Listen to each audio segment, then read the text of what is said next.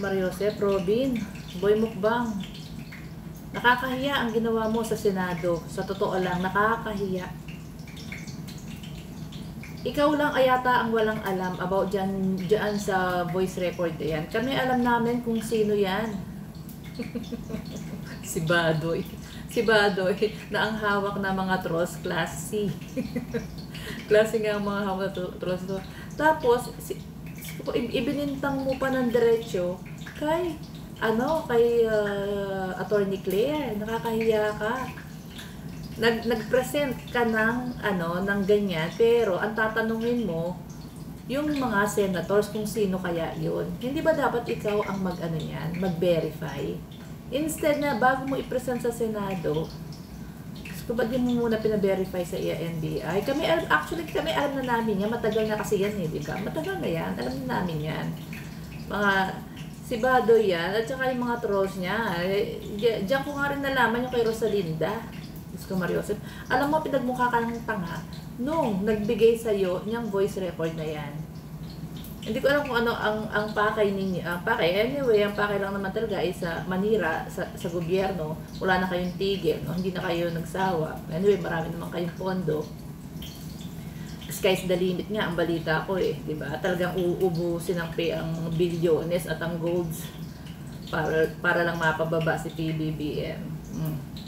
Meron pa nga ngayon, ginagapang yung mga kongresista. Di ba? Nagapang na yung mga generals, yung mga retired generals. So, ayun po, Robin, ewan ko ba sa'yo? Sayang yung pinapasahod sa'yo. Yung totoo, nagmukha kang tanga sa Senado. Magpe-present ka ng mga ganyan. Tapos, magtatanong ka sa kapwa mo senators. Hindi ba?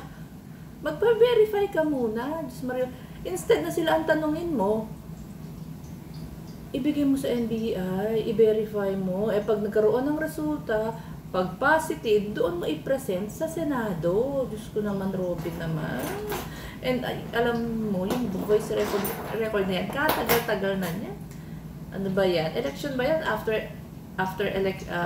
Before election, during election, or after election? Kasi matagal na yan Wala pang sakit si Rosalinda. Nakakahiyan senator. Meron ka pang anti-farm trolls. Ang tatamaan niyan, yung mga kaalyado mo. Diba? Sila Badoy ang tatamaan yan, Dong. Diyos ko, Dong. Ang hirap kasi, kapag, yung bumoto ka ng walang alam. Ayan pa mangyayari para tayong circus sa Senado. Magpaparinig ka ng boses, tapos tatanungin mo, sino po kaya ito? Di ba? Sana pina-verify niyo muna po sa NBI. Tsaka mo sinabi, napag-alaman po namin dahil pina-verify po namin ito sa NBI, ito po ang kinalabasan. Hindi Nag-present ka, tapos tatanungin mo ang mga senators, sino po kaya ito? Tapos nag-drop ka pa ng name na si Attorney Claire. Ang layo-layo ng boses. Sa tingin ko, pinasa lang to kay Robin Para napahiya ka lang tuloy.